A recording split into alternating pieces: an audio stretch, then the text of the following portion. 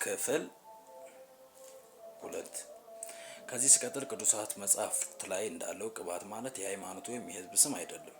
የታሪክ ሂደቱን ሌላ ጊዜ የሚገልጸው ይሆናል። ያኔ ልዩነቱ ሲጀመር ወልደ ማርያም ጊዜ ተዋህዶ ከማይጽበት በቅባተ መንፈስ ቅዱስ ከበረ ብለው የሚያምኑ ሊቃውንት ቅባት የሚል ስም ሲሰጣቸው፣ እነሱ ግን ቅባት ወይም ነገረ ቅባት እንደ ሚስጥረ ተዋህዶ በሚስጥረ ስጋዊ ውስጥ ያለ ሚስጥር እንጂ ሃይማኖት አንዲት ኦርቶዶክስ ናት ይላሉ። በሌላ በኩል ደግሞ ወልደ ማርያም በተዋህዶ ከበረ ብለው የሚያምኑ ሊቃውንት ካራ የሚል ስም ተሰጣቸው። ያ ማለት ወልድ ራሱን አከበረ። ይህም ሲባል ቃል ስጋን አከበረው።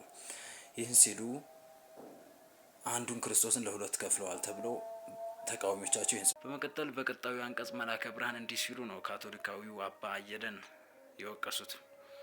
እርስ በርሳቸው ሲከራከሩ አንዱን ይሄማ እንደ ንስጥሮስ ሁለት አካል እንደ ሊዮን ሁለት ባህሪ ያሰኝብሃል እየተባባሉ ሁሉም በየበኩላቸው የንስጥሮስና የሊዮን ተቃራኒ መሆናቸውን ይገልጻሉ እንጂ ከውስጣቸው የሊዮንን ባህል የሚደግፍ አንድም የለም ነው ያሉት።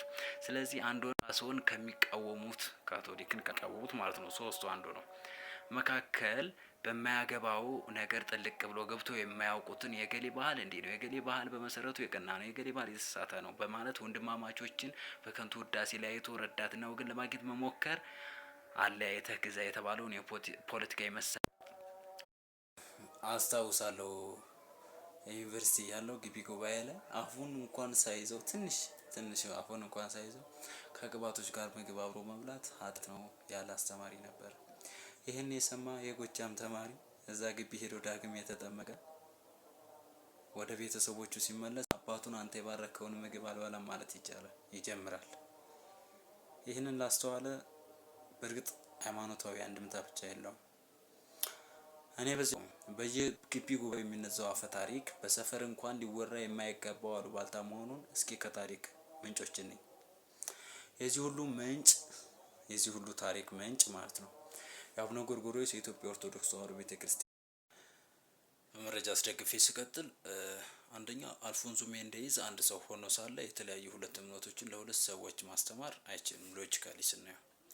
ሁለተኛ ቅባትም ሆነ ጸጋ አንድ አካል አንድ ባህሪ እንጂ እንደ ካቶሊክ በአንድ አካል ሁለት ባህሪ የሚሉ አይደሉም። ሶስተኛ የታሪክ ጸሐፊው ተክለ ጻድቅ መኩሪያ ከአጼ ልብነ ድንግል እስከ አጼ ቴዎድሮስ በሚለው መጽሐፋቸው ገጽ 264 ላይ አጼ ፋሲል በነገሰ ጊዜ ካቶሊኮች ጎንደርን ለቀው እንዲወጡ ተደረጉ። እነሱ ግን በድብቅ ለንጉስ ፋሲል ወዳልተገዛው ዮሐንስ አካን ዘንድ የሚጠብቀን ሰው ላክልን ብለው ደብዳቤ ላኩ። ንጉስ ፋሲል ካቶሊኮች ወደ ሀገራቸው እንዲገቡ ጠባቂ ጨምረው ይልኳቸዋል እንዲወጡ ማለት ነው።